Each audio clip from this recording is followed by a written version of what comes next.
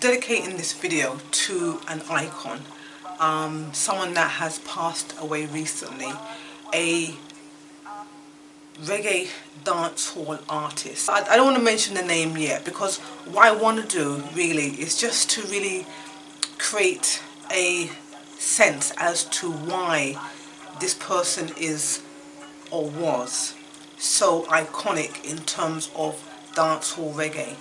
And when I talk about dancehall reggae, I'm going back to my time, right? So this will be in the 1980s, 1990s. I have to really give you the fullness of the dancehall vibe back from that time, right? So 1980s, right, that was a time that I transitioned from living in England and moving to the United States, right? So coming here now, there was the same kind of vibe when it comes to the dancehall scene, right? The sound systems were proper sound systems. We're not doing no ice cream sound business. We're talking about man and man that would set up and plug in and carry big pieces of equipment, you understand, and set them up for dancehall sessions. We're talking about sound systems that used to use vinyl. So this is all before this whole computerized vibe came along, right? When to me, sound system was proper sound system, right? So you had the same kind of vibe happening stateside, because you had a lot of Jamaicans moving from Jamaica and coming stateside. So you know they brought that same kind of culture with them that we had in England, right? That is who controlled the dancehall vibe at that time. Proper sound system, man and man that had vinyls, using vinyls, and then you had sound systems where man would come on, or women would come on to the mic, and there would be proper toasting, you understand? So you had to, when you come in with your sound, you had to come proper to the people, because I mean, I'm coming from a Caribbean and specifically Jamaican perspective, and you can't come in a little dibby business. You can't come in an ice cream sign when you come in and setting up a session, right? So that was what ran dancehall back in those days, right?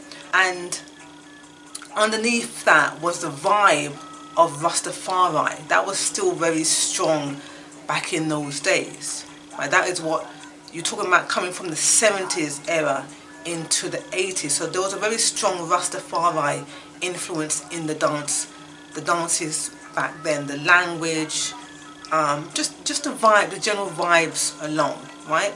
Which is not much different really from my experiences being in England and then coming here in terms of culturally with the whole sound system vibe. So in addition to that, beyond the sound, there was also the style. There's always been a style. Jamaicans have always had a style when it comes to going out partying, going out to a dance, going to a session.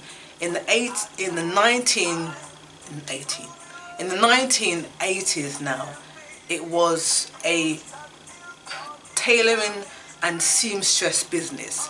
You know, you'd have the men who would buy their material, the linen, whatever it was, they would buy and have their suits or their outfits tailor-made. Now to balance that out now, you had women now going to the seamstress and having them create all kind of outfits now. And that was one of the highlights, right? You go to a dance now and the outfits now were, beyond the music, it was what kind of outfits now would, accompany this, right? And it wasn't no skin out business back in those days. It was really about being unique, about being stylish. Now remember, we're stateside now, right? So that was the influence back then in the 80s, right? Was the whole MTV was coming about. It was all about the visual. Michael Jackson was big. Madonna was big. A lot of females were coming up in the music industry, so that there was a lot of pop influence in terms of just the styles, right? The uniqueness of the styles. So how did that play out in reggae, in dancehall?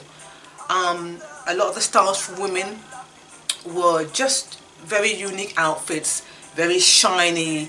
If it wasn't gold, it was silver material, lace, crinoline, just anything that would look different from the everyday, right?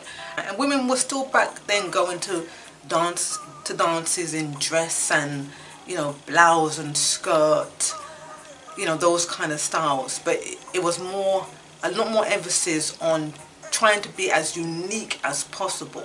You understand? So a lot of gold, a lot of silver, a lot of shine to it, right?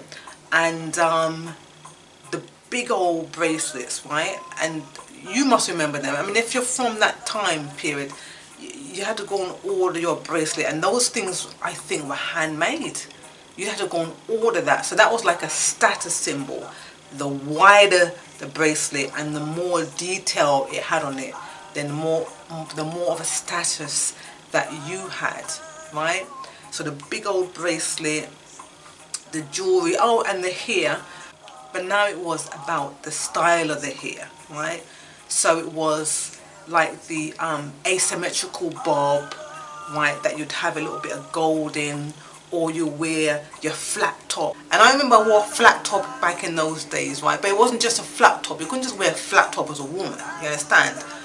For me, mine was like a high flat top, like a Nefertiti African queen flat top, right? So all my sides were shaved down, high flat top.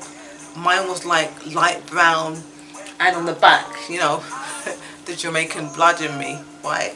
The back was shaved down, and I used to go to my barber and have him cut lines, all kind of patterns in the back of my head, you know what I mean?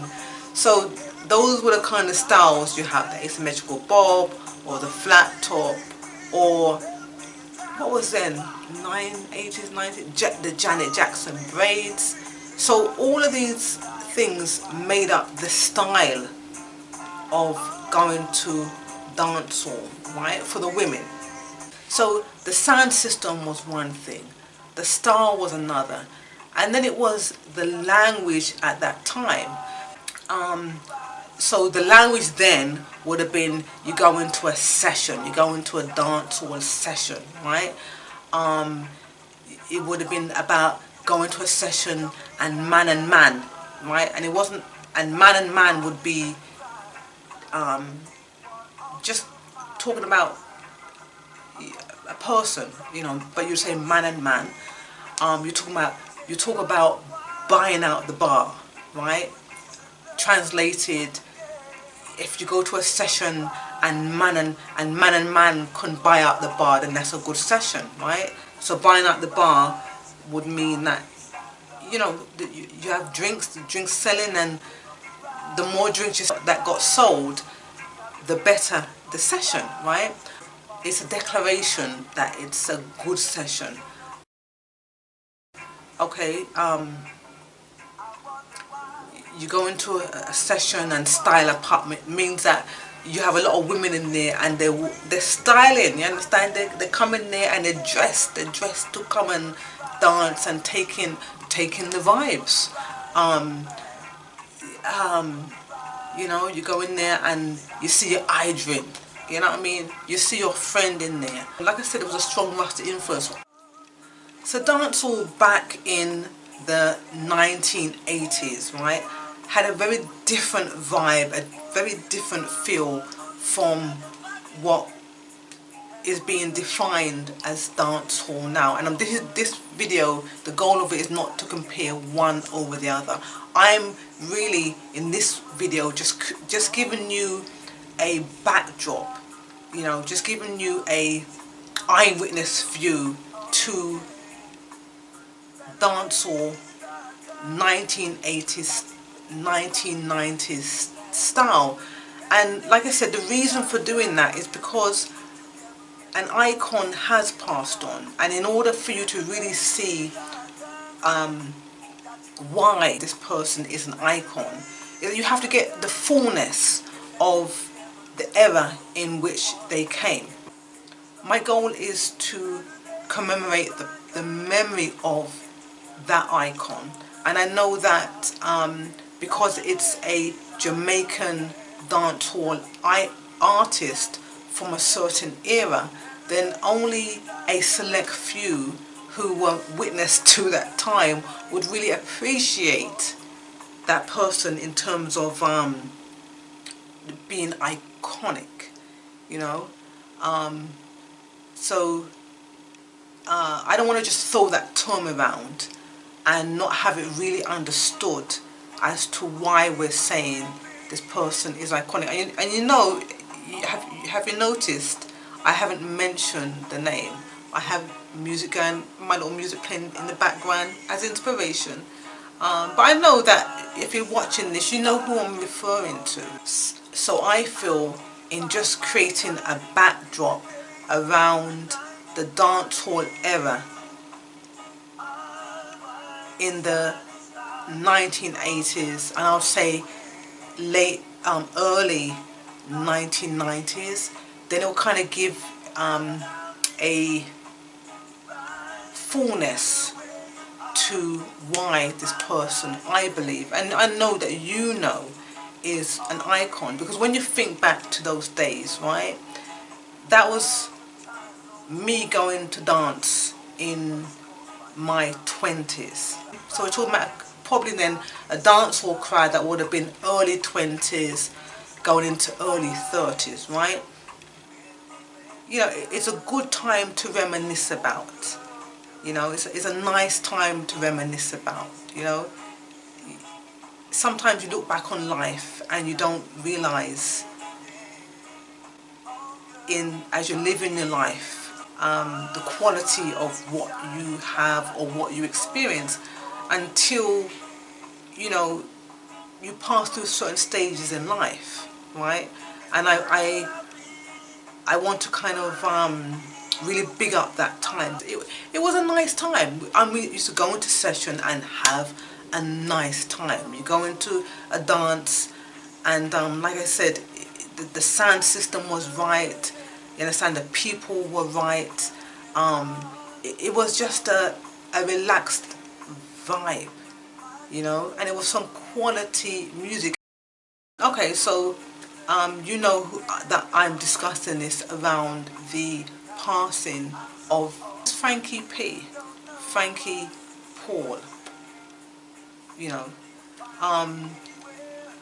and he was one of those artists that would come in and really talk sense. A very unique voice. I mean, you'd play a Frankie P and you'd say in your head, oh, that's a Frankie P. You understand? Oh, you say, yeah, man, Frankie P. You know, or put in a Frankie P because you know that he is coming with a certain vibe, right?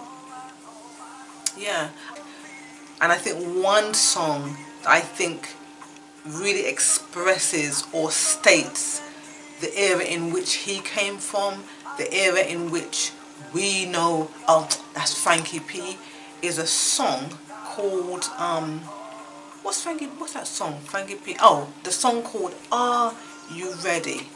Listen to that song, and if you're witness to that experience, that describes just the whole dancehall vibes back in those days. And I'm talking about, like I said, 80s, probably early 1990s. You understand? That pretty much describes that. And I'm saying that that's from the experience I had coming stateside at that time from England.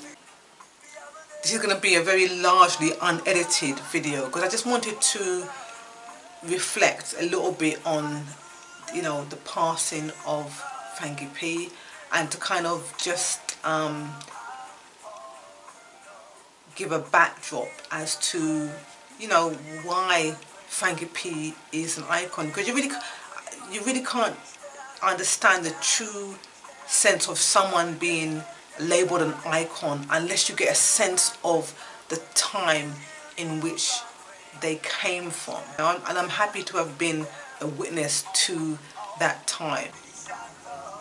So this is my little contribution to him, to you, Frankie P.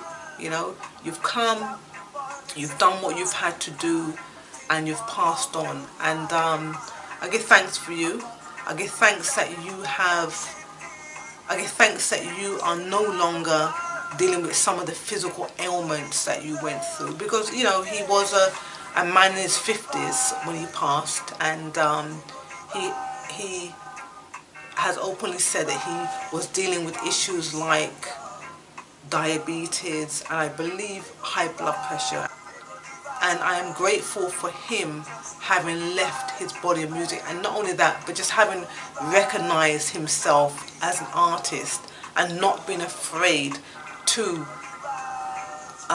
put forward his gift to the world. You know, so Frankie P, you are definitely part of my young adult life, and I thank you for sharing your music with me and for my generation, you know. Yeah.